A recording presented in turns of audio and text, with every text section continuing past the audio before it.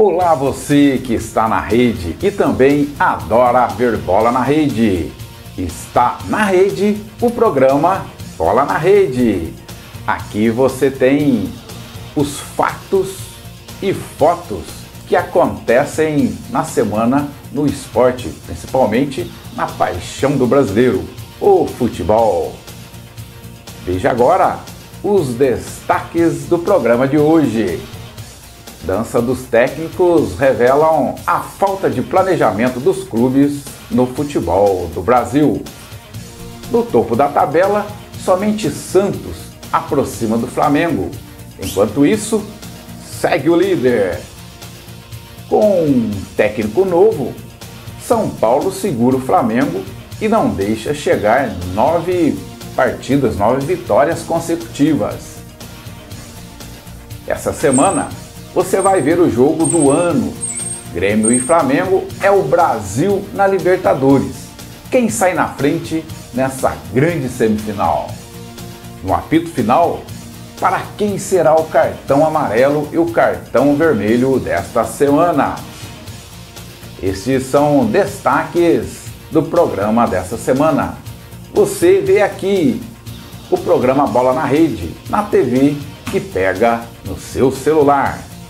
Vamos agora, opinião, a crônica do professor Ronaldo Abranches. A cultura brasileira sempre se mostrou não ser muito amante da técnica de planejamento. Empresas, vários tipos de organizações, mas quando se refere à gestão dos clubes brasileiros de futebol, isso fica ainda muito mais evidente. É somente identificar a situação financeira de 95% dos clubes de futebol profissional e isso fica muito claro, exatamente pela situação financeira, onde falta muito planejamento. Apenas essa semana, tivemos 20% dos técnicos da primeira divisão do futebol brasileiro demitidos, demonstrando que, ao contratar os técnicos, não foi analisado a filosofia de trabalho, o sistema de jogo, o alinhamento do perfil do técnico com a cultura do clube e vários aspectos que é extremamente importante ao fazer uma contratação de quem vai conduzir o desempenho, o treinamento e a filosofia de jogo do time. O Cruzeiro contratou o técnico Rogério Ceni e com apenas 1 mês e meio de trabalho já o demitiu, em função aí da pressão de jogadores. O técnico Cuca do São Paulo pediu demissão em função aí de não estar gerando resultados e já contratou o ex-técnico do Fluminense, Fernando Diniz. E o técnico Zé Ricardo do Fortaleza também foi demitido essa semana, que vai ser substituído exatamente pelo Rogério Ceni, que foi demitido pelo Cruzeiro. Ou seja, Rogério Ceni voltando ao ex-clube Fortaleza. O Fluminense também, que já tinha demitido o técnico Fernando Diniz, não deixou que o técnico Oswaldo de Oliveira esquentasse a cadeira e já também o demitiu em função de conflito com o jogador. Isso parece aquela brincadeira de criança, né? Aquela brincadeira de cadeira, em que sempre tem uma cadeira a menos e aquele mais lerdinho vai acabar sobrando na brincadeira e saindo fora. É impressionante como que essa mudança, essa dança de técnicos prejudica o desenvolvimento do trabalho, da questão técnica. Cada técnico que entra vem com uma situação diferente e você não tem sequência no trabalho. E aí passa uma temporada, passa o ano, o time continua sem realmente uma linha de trabalho, uma filosofia, um esquema de jogo. Eu queria aqui ressaltar uma situação também extremamente grave relacionada a essa dança dos técnicos, que é a questão financeira. Cada contrato que é rescindido, obviamente tem a cláusula, né, de rescisão, em que o clube precisa pagar uma multa rescisória. Normalmente são lá vários meses de salário. Isso chega a uma situação em que um clube está pagando 2, 3 técnicos, uns salários extremamente altos. Quantas vezes nós já vimos isso? No Flamengo do passado, o Flamengo chegou a dever 3, 4 salários, né, simultâneos a técnicos diferentes. Então isso onera e muito o fluxo de caixa, a situação financeira do clube, que já, com exceção de pouquíssimos clubes, todos estão em situação extremamente crítica.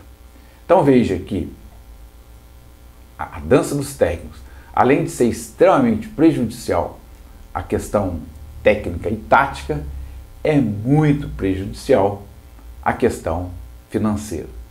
Nós temos aí pouquíssimo, mas temos alguns exemplos de planejamento de longo e médio prazo. Quero citar aqui o Atlético Paranaense e o Flamengo, que após vários anos somente plantando ações estratégicas, saneamento financeiro, hoje esses clubes estão colhendo frutos de uma boa gestão em que o planejamento é um fator preponderante. Assim, a dança dos técnicos revela a falta de planejamento dos clubes de futebol no Brasil. Pelo menos essa é a minha opinião. Continue conosco. No próximo bloco, vamos repassar o final de semana na rede. Não saia daí, é rapidinho, é VaptVup. Olá você que está na rede e adora ver bola na rede. Uma semana com muitos gols, com muito bola na rede no Campeonato Brasileiro. A rodada do meio de semana, a média, né, de gols aí por partida foi bastante elevada, né? Aliás, deu um salto semana passada, no final de semana, né, da semana anterior, tinha dado 2,22. No meio da semana, a rodada do meio de semana chegou a 3,62 bola na rede por partida.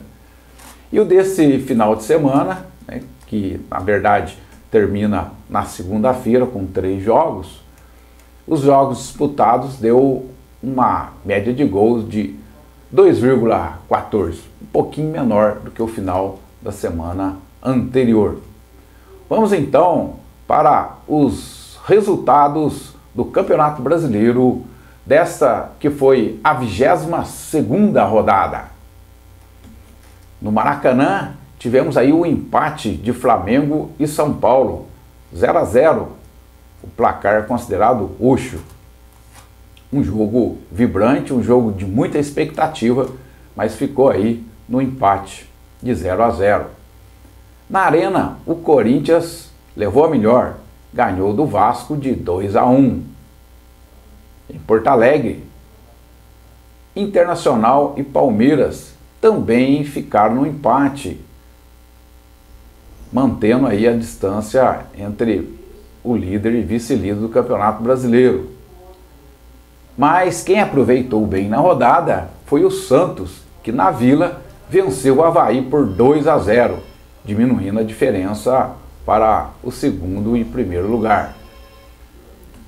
Um resultado surpreendente: o Fluminense venceu o Grêmio no Maracanã, Fluminense 2, Grêmio 1. O Atlético Mineiro também conseguiu uma vitória sobre o Ceará. Atlético Mineiro 2, Ceará 1. O Atlético Paranaense empatou com o Chapecoense, placar de 1-1. Atlético Paranaense 1, Chapecoense 1. Teremos ainda, fazendo parte dessa 22ª rodada, 3 jogos. Fortaleza contra o Botafogo, o Avaí contra o Bahia e o Goiás contra o Cruzeiro.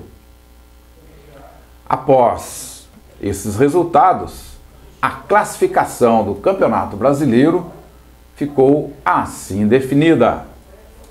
O Flamengo segue líder com 49 pontos.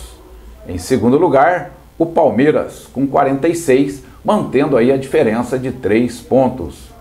Em terceiro lugar, o Santos conseguiu, voltar para o terceiro lugar com 41 pontos. Em quarto lugar, o Corinthians conseguiu chegar no G4 com 38 pontos. Em quinto lugar, o Internacional com 37. Sexto lugar, o São Paulo com 36. Em sétimo lugar, o Grêmio com 34 pontos. Oitavo lugar, o Bahia, exatamente com 34 pontos também. Em nono lugar, o Atlético Paranaense com 31. Décimo lugar, para o Atlético Mineiro com 30 pontos. 11º lugar, mudando aí a página, o Botafogo com 27. Em 12º lugar, o Goiás também com 27 pontos. 13º lugar, o Vasco da Gama com 24 pontos. Em 13º, o Vasco com 24 pontos. Em 14º lugar, o Ceará com 23. 15º lugar, o Fortaleza com 22 pontos.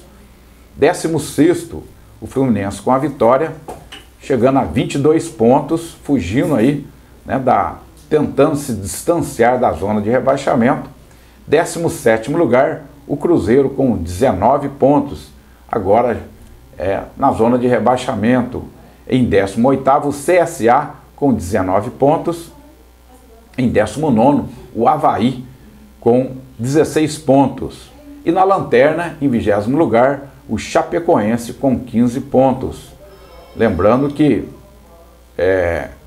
tanto o Cruzeiro quanto Avaí e Chapecoense têm um jogo a menos. Então é a classificação aí do Campeonato Brasileiro após a 22ª rodada. Lembrando que neste final de semana, em função aí da Libertadores, não haverá rodada de meio de semana do Campeonato Brasileiro. A 23ª rodada será no próximo final de semana. No próximo bloco, estaremos trazendo aí os que foram destaques e as expectativas dos próximos jogos. Fique conosco, rapidinho, VaptVupt. Estamos de volta no programa Bola na Rede. Nesse bloco estaremos apresentando aí o destaque na opinião do programa Bola na Rede. E o grande destaque dessa rodada foi exatamente o jogo Flamengo e São Paulo. A expectativa era principalmente em função da sequência de vitórias do time do Flamengo, que já tinha batido o seu próprio recorde de vitórias consecutivas, e a grande expectativa era se ele iria continuar aí com vitórias consecutivas, principalmente jogando em sua casa no Maracanã. A expectativa em relação a esse jogo aumentou-se ainda mais no momento em que o São Paulo mudou de técnico, e o novo técnico, Fernando Diniz, já famoso pela sua filosofia de jogo, buscando realmente sempre uma situação mais ofensiva, um jogo mais vistoso, e toda a torcida do São Paulo e os demais torcedores queriam sentir o que muda nesse time do São Paulo, que tem um bom plantel, mas realmente não vinha tendo um bom desempenho. Em relação a esse jogo, foi um jogo que, na verdade, um time teve constantemente jogando para ganhar, que foi o time do Flamengo, que já é característica do seu técnico Jorge Jesus, e todo o time do Flamengo realmente tendo maior domínio de bola e sempre forçando um ataque. A surpresa foi o sistema defensivo e a marcação forte do São Paulo, que é considerado, na verdade, um ponto fraco do técnico Fernando Diniz, mas esse jogo me parece que ele não tinha, né, realmente outra alternativa que não fosse impedir que o Flamengo jogasse. Talvez essa é a grande arma dos times que vão enfrentar o time do Flamengo. Impedir, né? Na verdade, o São Paulo foi até criticado pelo técnico do Flamengo em função da maneira, né, da postura do time de São Paulo, que preferiu não jogar, mas dificultar em que o Flamengo viesse a jogar. Foram 27 faltas, número elevado, né, nos últimos jogos. Nenhum desses jogos o Flamengo sofreu tantas faltas e realmente tentando aí passar o tempo, gastar o tempo e não assumir realmente o jogo para tentar uma alternativa. Jogou no contra-ataque, isso irritou bastante o time do Flamengo, mas em cima da hora o técnico teve um dia para conversar, muito mais conversar com os jogadores do que propriamente treinamento. O esquema armado não poderia ser outro que não tentar aí segurar o time do Flamengo. Agora, o técnico Fernando Diniz terá maior tempo, né, para trabalhar e para começar assim a impor o seu estilo, a sua filosofia de jogo, que eu particularmente acho que vai ser muito melhor para o time de São Paulo. Portanto, esse foi aí, para mim, o destaque dessa semana. Quero considerar também o jogo entre Palmeiras e Internacional, um jogo de muita expectativa, em função exatamente do Palmeiras estar na vice-liderança, e a grande questão agora é identificar a distância, o distanciamento entre primeiro e segundo lugar, e podemos considerar até ali o terceiro lugar, para que a gente possa já ir tendo uma ideia do que será realmente o final, né, as últimas rodadas desse campeonato. Se o Flamengo vai conseguir distanciar ou vai haver uma mudança ou uma aproximação dos times que vêm de trás. Então, esse jogo Palmeiras e Internacional gerou uma expectativa e acabou ficando no empate de 1-1. Foi impressionante como o Internacional foi muito melhor, muito mais saindo para o jogo. Logicamente ele estava em sua casa, mas me chamou a atenção o domínio e a dificuldade que o Palmeiras teve em articular jogadas e chegar até na área do Internacional. Só que no futebol, né, tem essa máxima, cada tempo é um jogo diferente. E foi exatamente isso que aconteceu. No segundo tempo, o Palmeiras chegou diferente e realmente começou a dominar mais o jogo. Então teve um jogo de dois tempos. Primeiro tempo muito claramente dominado pelo Internacional, já o segundo tempo o Palmeiras teve o domínio e o empate foi realmente um resultado justo para que mostraram aí os dois times. No próximo bloco, quais as expectativas para essa semana? Um grande jogo, eu diria, o jogo do ano será aí nessa semana. Fique ligado, fique conectado, não saia daí, é rapidinho, é VaptVupt. Olá você, estamos de volta! E agora nesse bloco, o que vem por aí?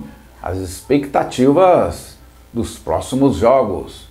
E a grande expectativa do futebol brasileiro, diria do futebol sul-americano, é exatamente a primeira partida da semifinal entre Grêmio e Flamengo.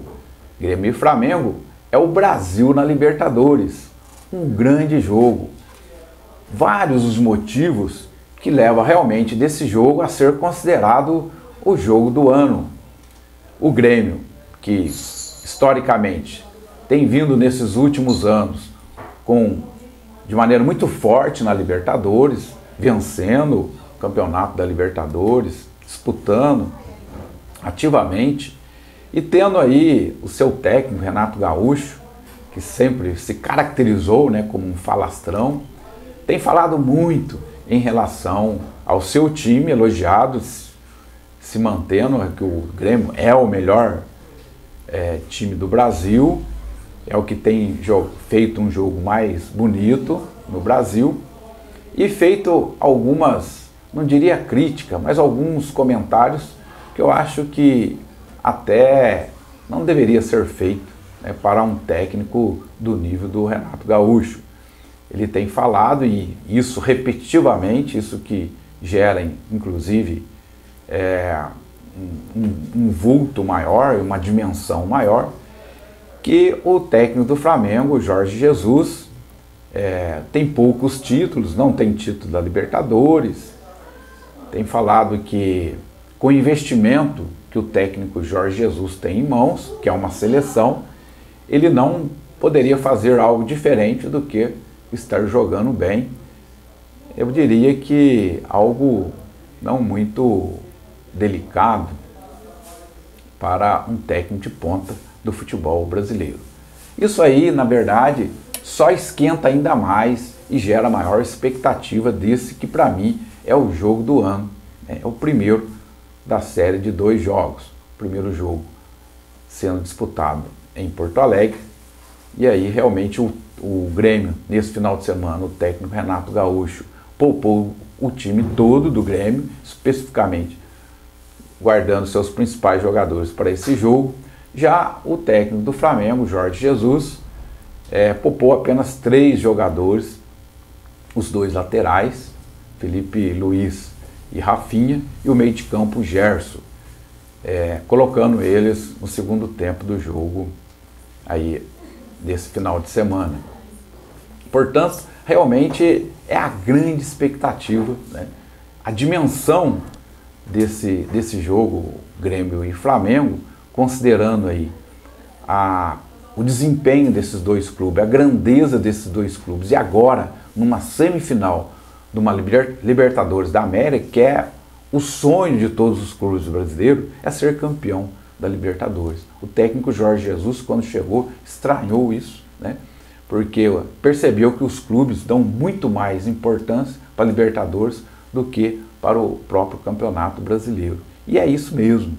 Então, o Brasil já tem um time brasileiro na final, uma vez que a semifinal tem 2 clubes brasileiros, já garante um time na decisão. É o Brasil na decisão da Libertadores. Portanto, esse jogo Grêmio e Flamengo não é apenas para a torcida do Grêmio e a torcida do Flamengo. É um jogo que realmente merece ser visto por toda a torcida brasileira. Fique ligado, no próximo bloco, o apito final. Quem receberá, para quem será o cartão amarelo dessa semana? Para quem será o cartão vermelho dessa semana? Fique ligado, é rapidinho, é VaptVupt.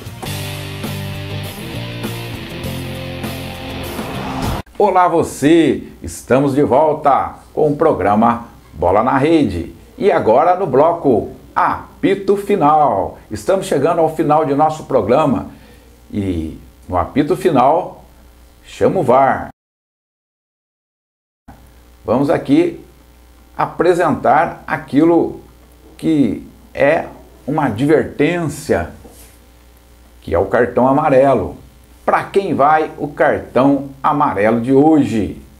O cartão amarelo de hoje vai para diretoria dos clubes de futebol do Brasil, que tem realmente faltado a prática da técnica de planejamento. Essa dança dos técnicos demonstra claramente a falta de planejamento em algo extremamente importante, né, para os clubes, que influencia tecnicamente, né, de maneira muito forte a filosofia, o desempenho, e também a questão financeira. Então, uma advertência, um cartão amarelo para a diretoria dos clubes de futebol no Brasil, que precisam ser mais profissionais e utilizar mais a técnica de planejamento. E o cartão vermelho? Para quem vai o cartão vermelho? Para quem teve aí faltas graves e merece cartão vermelho. O cartão vermelho de hoje vai para os jogadores do Cruzeiro, que mais uma vez puxaram o tapete do técnico. Dessa vez puxaram o tapete do técnico Rogério Ceni. Já tinha feito isso com o técnico Mano Menezes. O Mano tem essa característica: quando ele percebe que o clima não tá bom, ele sai rapidinho. Foi o que ele fez. O técnico Rogério Ceni não teve tempo para trabalhar e logo aí nos primeiros contatos já teve resistência de alguns jogadores do Cruzeiro, jogadores já, né, consagrados, e realmente o Rogério Ceni acabou sendo demitido pela pressão dos jogadores.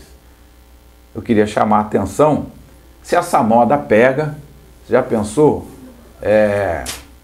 Os clubes, os jogadores do Brasil começar a demitir os técnicos, já existe uma dança, já existe, né, algo extremamente característico do futebol brasileiro, as demissões aí dos técnicos, uma certa frequência. Imagina se isso aumenta, né, essa frequência, o quanto é prejudicial para o futebol brasileiro. E nós estamos chegando ao final do nosso programa dessa semana de hoje, Bola na Rede. Obrigado pela sua audiência, obrigado por estar conectado, obrigado por estar na rede, vendo o Bola na Rede. Na próxima semana estaremos aqui novamente na TV que pega em seu celular. Uma ótima semana a todos e até lá!